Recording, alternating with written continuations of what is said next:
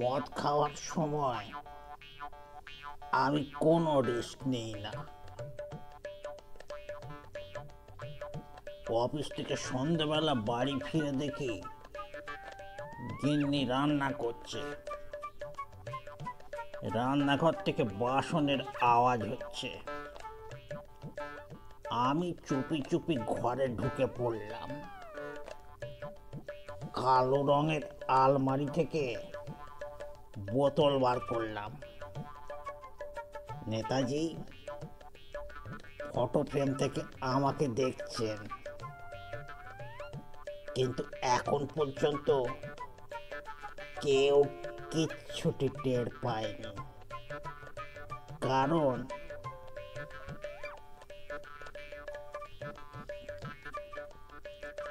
আমি কোনো রিস্ক নিই না। সিঙ্কের ওপরের তাক থেকে গ্লাস বার করলাম আর টক করে এক পেগ মেরে দিলাম। গ্লাস ধুয়ে ফের তা তাকের ওপরে রেখে দিলাম। হ্যাঁ, বোতলটাও আলমারিতে রেখে দিলাম। নেতাজি মুচকি হাসলেন। রান্নাঘরে উঁকি দিলাম। গিন্নি দেখি আলু কাটছে। কেউ কিচ্ছু টের পায়নি, কারণ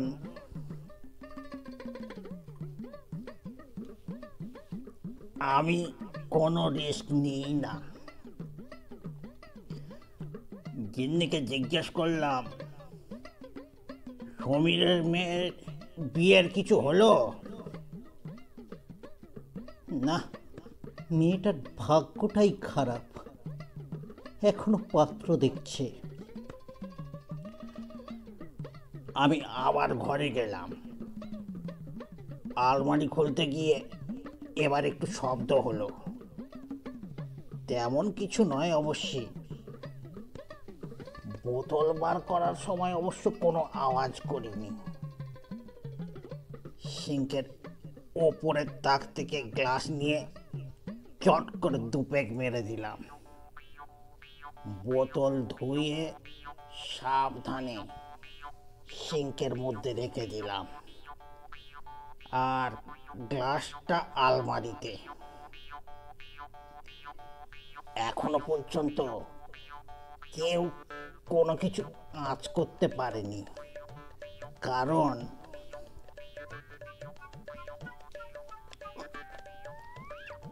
আমি কোনো রিস্ক নিই না।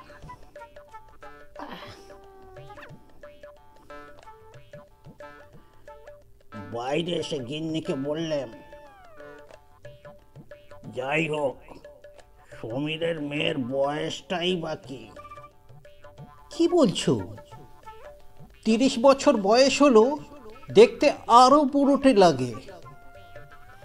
আমি তো ভুলেই গিয়েছিলাম সমীরের মেয়ের বয়স 30। তা ঠিক।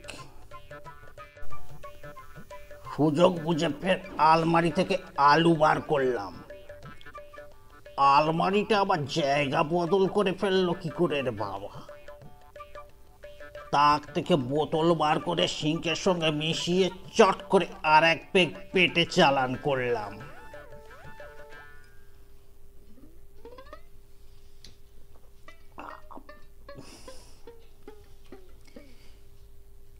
নেতাজি দেখি জোরে জোরে হাসছেন। তাক আলুতে রেখে নেতাজির ছবি খুব ভালো করে ধুয়ে আলমারিতে রেখে দিলাম। গিন্নি কি করছে দেখি।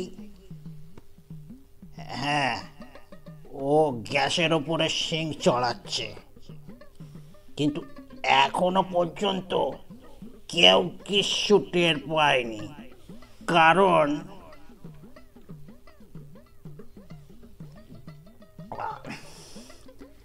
আমি কোনো রিস্ক নিই না। আমি গিন্নিকে বললাম, তুমি সমীরকে বুড়ো বললে? বক বক করো না তো, বাইরে গিয়ে চুপ করে বসো। এখন তুমি কথা বলবে না। আমি আলু থেকে ফের বোতল বের করে মজাসে আলমারিতে আরও এক পেক গিললাম। শিংটা ধুয়ে ওটাকে তাকের উপরে রেখে দিলাম। ফটো ফ্রেম থেকে গিন্নি এখনো হেসেই চলেছে। নেতাজি রান্না করছে, কিন্তু এখনো পর্যন্ত কেউ কিছু টের পায়নি, কারণ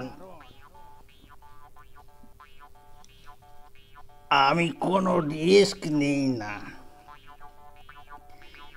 গিন্নিকে আস্তে আস্তে বললাম, তাহলে সমীর পাত্রী দেখছে? শোনো, তুমি মুখে জলের ঝাপটা দিয়ে কোথাও চুপ করে বসো তো। আমি রান্নাঘরে গিয়ে চুপচাপ তাকের ওপরে বসলাম, কিন্তু এখনো পর্যন্ত সমীর কিচ্ছু টের পায়নি, কারণ নেতাজি কোনো রিস্ক নেন না। আর আমি ফটো ফ্রেম থেকে গিন্নিকে দেখে এখনো হেসেই চলেছি, কারণ আমি কখনো নিই না।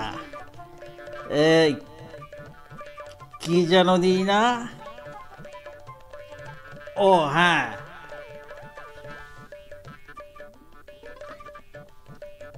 আলু নিই না।